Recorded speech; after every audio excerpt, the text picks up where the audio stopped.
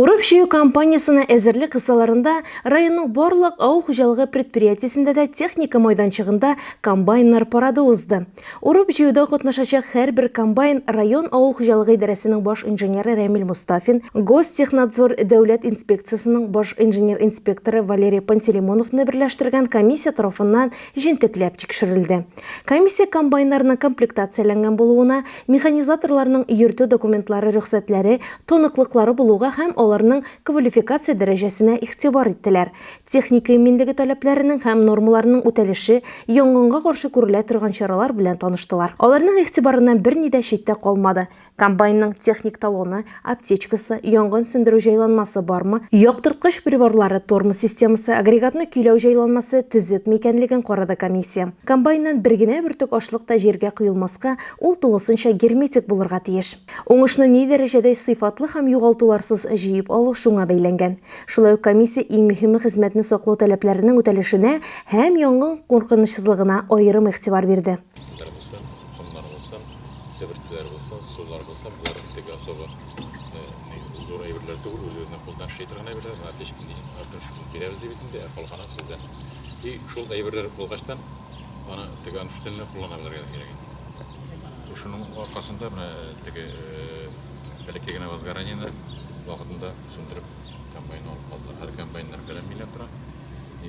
Если возможность бар екенінде, комбайнны бір басыда шетіп, пожарная машина и все быстрее и вот лайк, чтобы вам что это хорошо, но экранда пожарная машина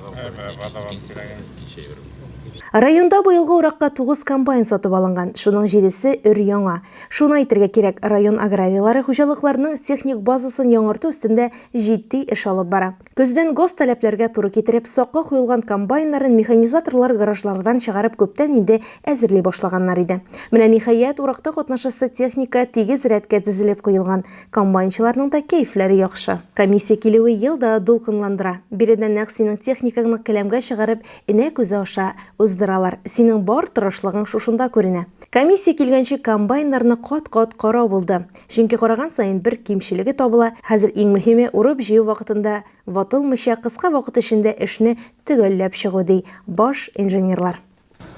Быел инде уборка әзерлек бара. Әзерләнеп тегенде бүгеннән кирмәле. 5 комбайныбыз бар. 2 полиси, 2 агрес. Бер даныбыз инде. Запас запчастар кайтарылган. Бүгеннән уборка кирмәле.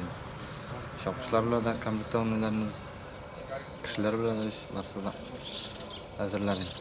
Бүгенге көндә безнең 2 комбайныбыз бар, бер Нива эффект белән и Агрос комбайны. Бүгенге көндә алар уборка әзерләре. Транспортлар бар ташырга 2 КАМАЗ, 153, 1 ЗИЛ машинасы бар. Складыбыз сүзелеп бетте.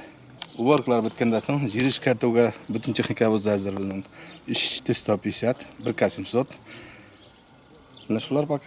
Әзерлек яхшы. Афәрин, алда торган сынауларны да шушылай ук яхшы гына узырга ясын. Луиза Шарафутдинова, Илеш телерадиокомпаниясе.